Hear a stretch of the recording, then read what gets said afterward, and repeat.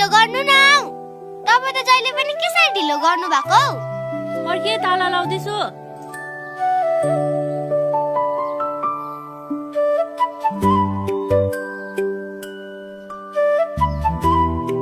के साह्रो अत्तालेको लु हिँड छिटो। आमा छोरी आज चटक्क भएर कहाँ जानुभएको? जेम्सी एक्जाममा फर्स्ट भएको खुसीमा यसो आमा छोरी आज बाहिर खाना खानु निस्केको नि। वाह, कति राम्रो बबुइनी।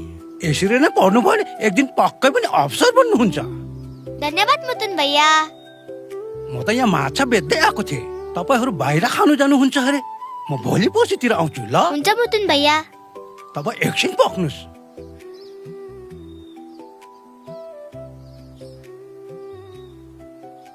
यो लिनुहोस् बबुइनी। होइन होइन, होस् मुतुन भैया, पर्दैन। अरे बबुइनी, स्कुलमा फर्स्ट भएको खुसीमा मिठाई खानु दिएको, राख्नुहोस्।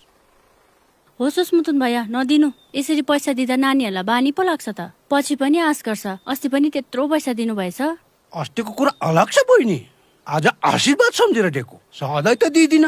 राम्रो काम गरेको खुसीमा मिठाई खानु भनेर दिइहालेको छु।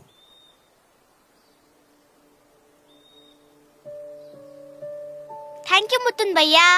सधैँ यसरी पढ्नु हे। हुन्छ। तर मुतुन भैया, आज म तपाईलाई एउटा कुरा सोधौँ? सोध्नुहोस्। भैया भनेको दाजु होइन? हो। तर आमाको पनि छोरीको पनि भैया कसरी भयो?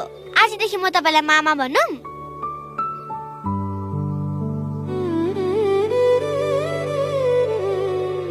तपाईँ मान्छे यति सानो, तपाईँको सोच देखेर सर झुकाउनु मन लाग्यो।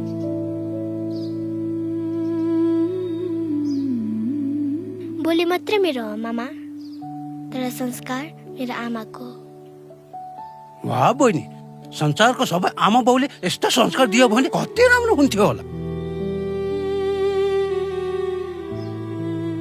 म संस्कार बाहेक अरू के नै दिन सक्छु र मुतुन भैया? जे छ त्यसमै खुसी हुन सिकाएको छु। त्यही भएर नै आज आमा छोरी जुनै परिस्थितिमा पनि खुसी हुन सकिरहेको छु। म यो गाउँमा आएर बसेको 20 वर्ष भइसक्यो, तर आज पहिलोचोटि मैले तपाईँहरू मेरो परिवार देखेँ। तपाईँ मेरो मामा भएपछि म तपाईँको भान्जी भएन र? आजदेखि हामीलाई परिवार नै सम्झिनुहोस् न। हुन्छ मुतुन मामा, हामी बजार गएको ढिलो पनि भयो, जान्छौँ ल। हुन्छ भान्जी।